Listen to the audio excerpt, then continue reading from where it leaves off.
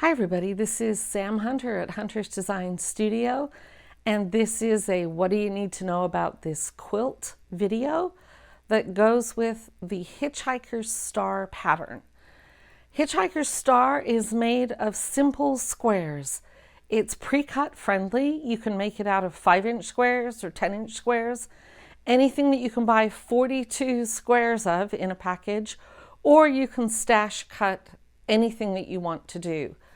The pattern has 9 different sizes in it, starting at 4-inch squares, which will give you a little quilt for maybe a doll bed, all the way up to 12-inch squares, which will give you a queen-size quilt. This one is 7-inch squares. It's lap size.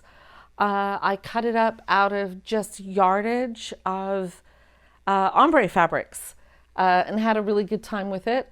So it's squares plus background, and it's very simple to put together. You just have whole squares, you have half square triangles, and you have quarter square triangles. The quarter square triangles could show up either as all color or bits and pieces to make all of these wonderful shapes.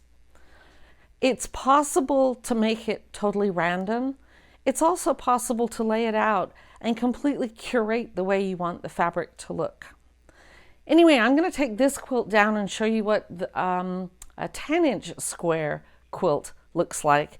It's a little bit big for my design wall, so it's laid on its side. But if you choose to make the 10-inch square version, which is what we often find the 10-inch square pre-cut packs coming in, the quilt will be about 76 inches by 93 inches. So it's like a big twin size or a really, really great cuddle size. Okay, let me show you that one too.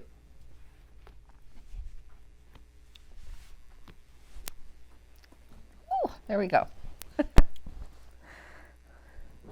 So this is what happens when you make the large-sized quilt. And again, you can see that we had some really bright fabrics going on here, and we were able to curate it just a little bit. Of course, there's an orange one in the middle. It's my favorite color.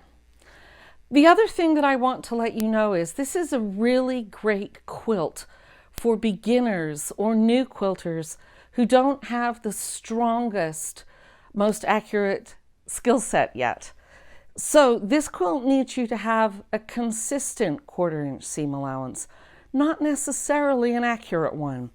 What happens is we make all the squares, we figure out what size they are, and we trim back to the size that we can manage out of what we've already made. So if your 1/4 inch seam isn't as tight as a drum, this quilt is going to come out beautifully anyway. If you have any questions, leave them in the comments below here on YouTube. You can also get a hold of me through the contact page on huntersdesignstudio.com. Just look up in the menu for a part that says Get in Touch and write your questions there, and we'll get back to you. See you on the next one.